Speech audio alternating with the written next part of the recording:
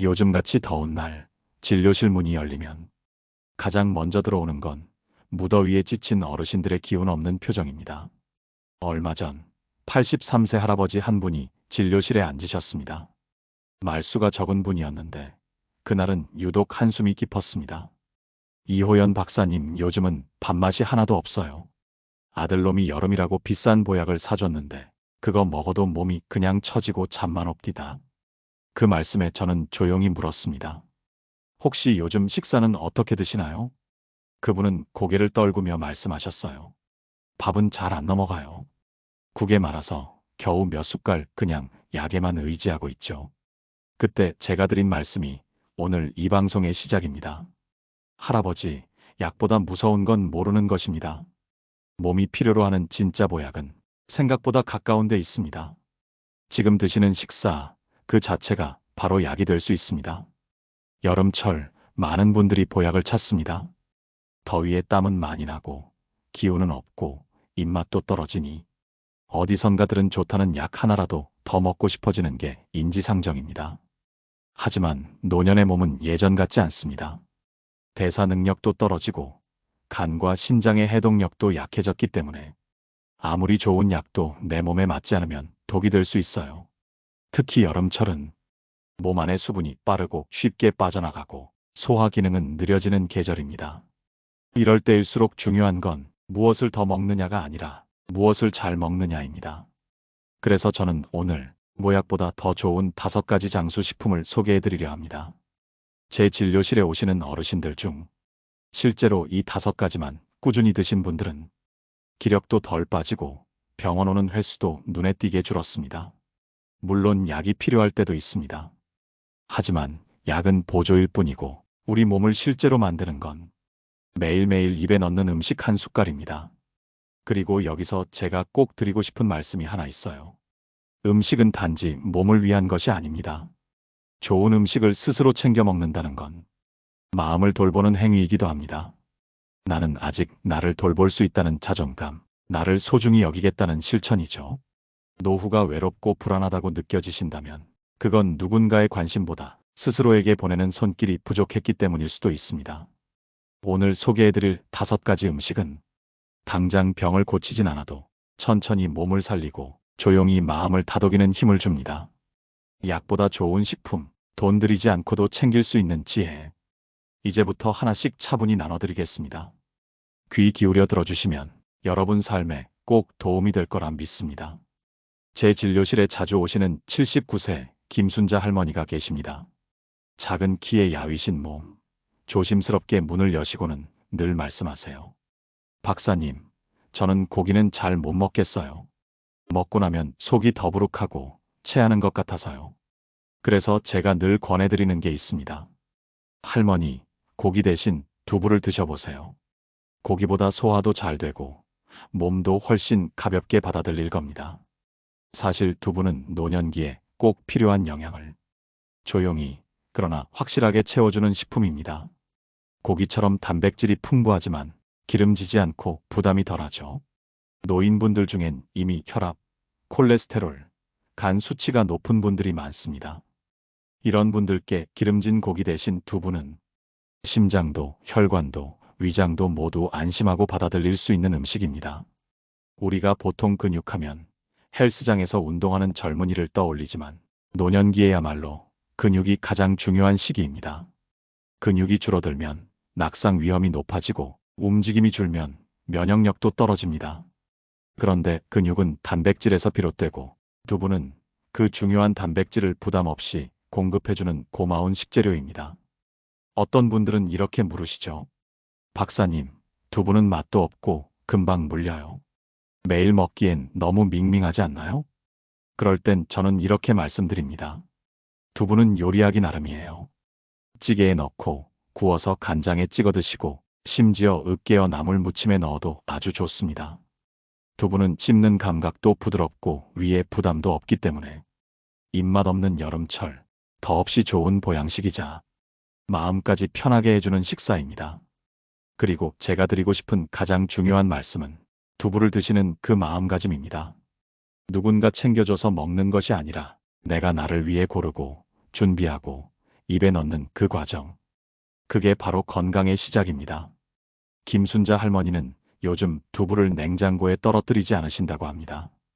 반찬이 없을 땐 간단히 두부를 데워 드시고 어느 날은 된장찌개에 넣어 끓여 드셨다고도 하셨어요. 그리고 이렇게 말씀하셨죠.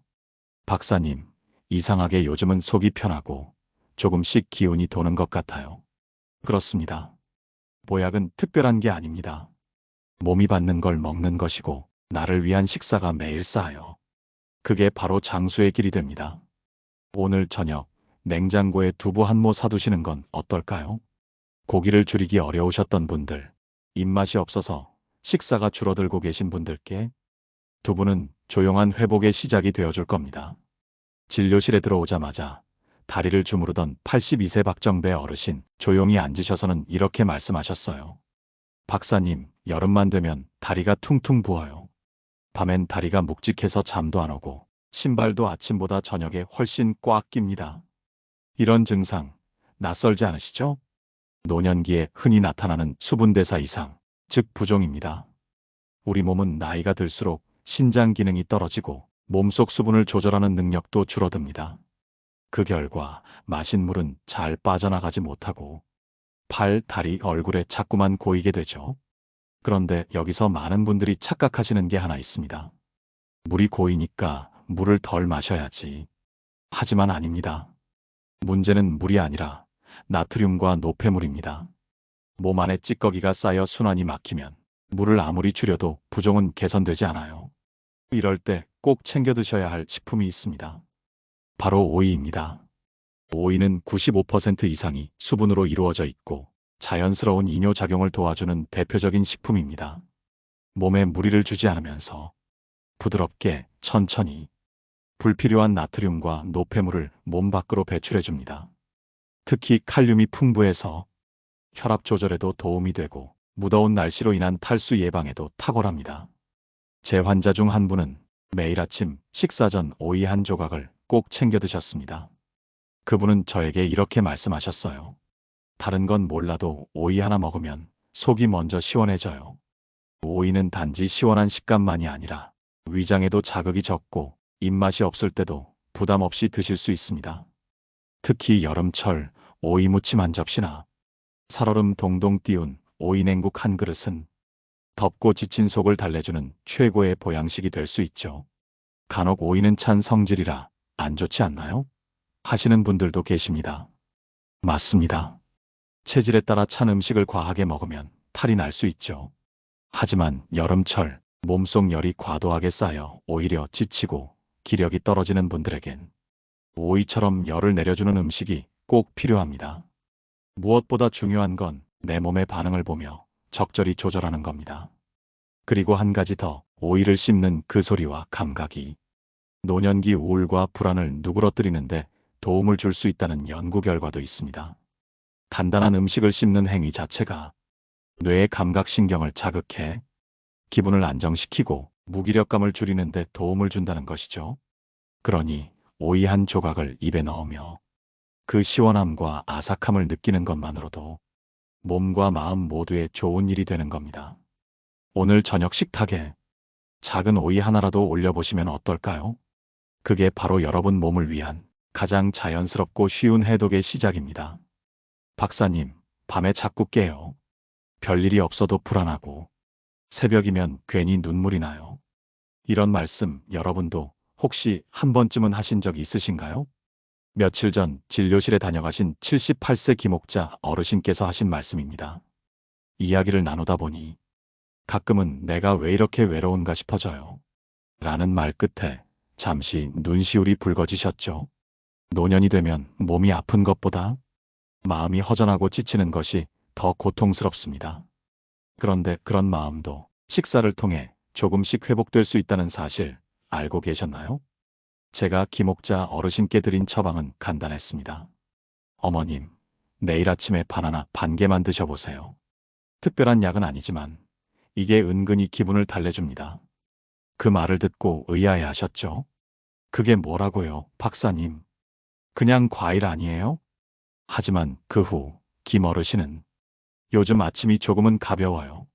바나나 하나라도 챙겨 먹으면 이상하게 하루가 덜 텅 빈 느낌이에요. 라며 작은 웃음을 되찾으셨습니다. 바나나는 트립토판이라는 아미노산이 풍부한 과일입니다. 이 성분은 우리 몸에서 세로토닌이라는 행복 호르몬으로 전환되어 기분을 안정시키고 불안을 줄여주는 데 도움을 줍니다. 노년기에는 세로토닌 분비가 줄어드는 경향이 있는데 그로 인해 기분이 가라앉고 자주 불안해지며 무기력함이나 불면증까지 이어지기 쉽습니다. 바나나는 이 부족한 세로토닌을 부드럽게 도와주는 음식인 셈입니다. 또 하나, 바나나는 소화가 잘 되고 위에 부담이 적으며 당도는 높지만 혈당은 천천히 올려주는 저혈당 지수지아이의 과일입니다. 기운이 떨어졌을 때 아침에 바나나 반 개, 간식으로 한 조각만 드셔도 속은 편하고 머리는 맑아지는 느낌을 받으실 수 있어요. 특히 칼륨이 풍부해서 혈압 조절에도 도움이 되고 더운 여름철 땀을 많이 흘리는 분들에겐 전해질 균형을 맞춰주는 역할도 합니다. 중요한 건 바나나를 드시는 그 의미입니다. 그 한 입은 단순한 에너지만이 아니라 스스로를 위한 작고 귀한 선택이 됩니다. 오늘 하루 나를 조금 더 따뜻하게 챙겨보자는 마음이죠. 김옥자 어르신은 요즘 바나나를 반으로 잘라 작은 접시에 담아 창가 햇살을 받으며 드신다고 하셨어요. 그 장면을 상상하며 저는 이런 생각이 들었습니다. 음식은 배를 채우는 게 아니라 마음을 덮어주는 일도 할 수 있구나. 여러분도 오늘 아침 혹은 내일 아침 작은 바나나 하나로 하루를 시작해 보세요. 그 속엔 단순한 당분보다 삶을 계속 살아가겠다는 조용한 의지가 담겨 있을지도 모릅니다. 며칠 전 제 진료실에 85세의 한성모 어르신이 다녀가셨습니다. 마르신 몸에 손등에 핏줄이 유난히 도드라진 모습. 조심스레 앉으셔서 말씀하셨어요. 박사님, 변이 며칠씩 없어요. 뭘 먹어도 배가 가득한 느낌이고 요즘은 걷는 것도 버겁습니다. 제가 조용히 여쭈었죠. 혹시 아침에 드시는 게 뭔가요? 죽이나 물, 입맛 없으면 그냥 생수만 속이 불편하니까요. 그 말씀을 들으며 한성모 어르신께 제가 처방해드린 건 특별한 약이 아니었습니다. 바로 검은 깨였습니다. 그리고 이렇게 말씀드렸어요. 어르신, 약보다 먼저 깨부터 드셔보시죠. 이건 장을 깨우고 몸의 기운을 끌어올리는데 아주 좋습니다.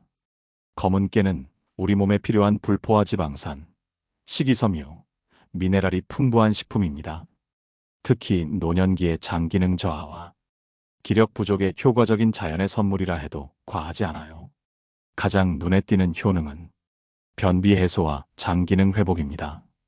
검은 깨는 섬유질이 많고 기름기 있는 씨앗이기 때문에 장을 부드럽게 자극해 배변 활동을 도와줍니다. 또한 항산화 성분인 세사민이 풍부해 세포 노화를 막고 피부와 머리카락에도 긍정적인 영향을 줍니다. 저는 어르신들께 이렇게 권합니다. 아침에 밥 드시기 전 검은 깨 한 숟가락을 꿀이나 요거트에 섞어 드셔보세요. 혹은 밥에 살짝 뿌려 드셔도 좋고요. 꼭 으깨서 드시는 게 흡수가 더 잘 되니 믹서기에 한번 갈아서 보관하시는 것도 방법입니다.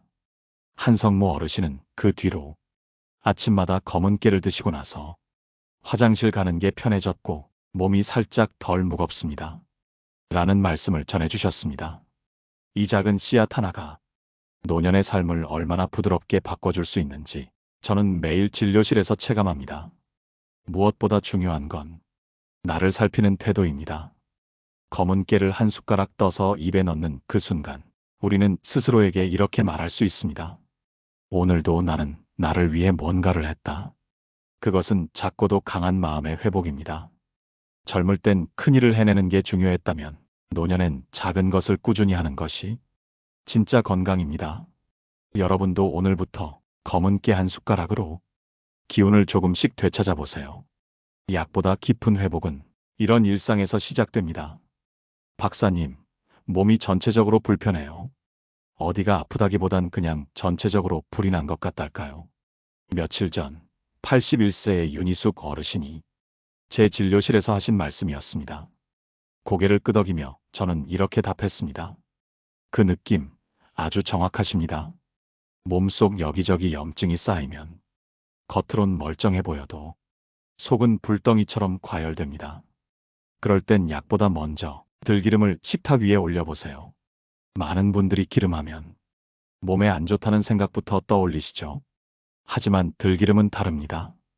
들기름은 오메가-3 지방산이 풍부해서 혈관 건강을 지켜주고 염증을 가라앉히며 뇌 기능과 인지력 유지에도 큰 도움이 되는 노년의 보약 같은 기름입니다. 특히 들기름의 풍부한 알파-리놀렌산은 체내에서 EPA, DHA로 전환되어 혈압을 안정시키고 치매 예방에도 도움을 준다는 연구 결과가 세계 여러 학회에서 발표되었죠. 제가 권하는 방법은 아주 간단합니다. 밥 한 숟가락에 들기름 몇 방울만 떨어뜨려 드셔보세요. 그 구수한 향기, 입안을 부드럽게 감싸는 기름의 감촉이 식사를 훨씬 풍요롭게 만들어줄 겁니다. 또한 들기름은 장을 부드럽게 자극해 변비 예방에도 효과적이고 관절 통증 완화에도 도움을 줄 수 있습니다. 어르신들이 자주 겪는 어깨 결림이나 무릎 뻐근함이 단순한 관절 문제만이 아니라 만성적인 염증 반응에서 비롯되기 때문에 음식으로 염증을 줄이는 게 무척 중요합니다. 무엇보다 들기름은 향기만으로도 마음을 가라앉히는 힘이 있습니다. 어르신들 중 들기름 냄새 맡으면 어릴 적 할머니가 해주시던 밥상이 생각나서 눈물이 납니다. 하시는 분들이 꽤 많아요. 그리운 맛, 익숙한 냄새, 그 속에 담긴 따뜻한 기억이 노년의 마음을 위로합니다. 윤희숙 어르신도 들기름을 식사에 조금씩 넣기 시작하신 뒤 밥맛이 되살아난다고 하셨어요. 그 변화는 단순히 영양 때문만이 아니었습니다. 내가 나를 위해 정성 들인 한 끼를 대접받는 느낌, 그 감각이 마음을 살려낸 겁니다. 지금 이 방송을 듣고 계신 여러분, 혹시도 식사 시간이 의무처럼 느껴지셨다면 들기름 한 방울로 그 순간을 작은 의식으로 바꿔보세요. 식탁 위 작은 그릇에 담긴 금빛 기름, 그 한 방울이 몸속의 염증을 녹이고 마음속 긴장을 풀고 지친 하루를 부드럽게 감쌀 수 있습니다. 이렇게 오늘 제가 진료실에서 어르신들께 가장 자주 권해드리는 보약보다 좋은 장수식품 5가지를 소개해드렸습니다. 첫 번째, 근육을 지키는 두부. 두 번째, 몸속을 씻어주는 오이. 세 번째, 마음을 달래는 바나나. 네 번째, 장을 깨우는 검은깨. 다섯 번째, 염증을 다스리는 들기름. 이 5가지는 화려하지 않지만 정직하고 조용한 회복을 선물해 줍니다. 어르신 여러분, 노년은 절대 버티는 시간이 아닙니다. 돌보는 시간입니다. 타인이 아닌 내가 나를 돌보는 시간. 오늘 식탁 위에 이 5가지 중 하나라도 올려보세요. 그 한 끼가 여러분의 삶을 하루하루 조금씩 더 건강하고 평온하게 만들어줄 겁니다. 지금까지 여러분의 노후 주치의 이호연 박사였습니다. 방송이 도움이 되셨다면 댓글로 여러분의 식탁 이야기도 들려주세요. 여러분의 실천이 또 다른 어르신들께 큰 위로가 될 수 있습니다. 감사합니다.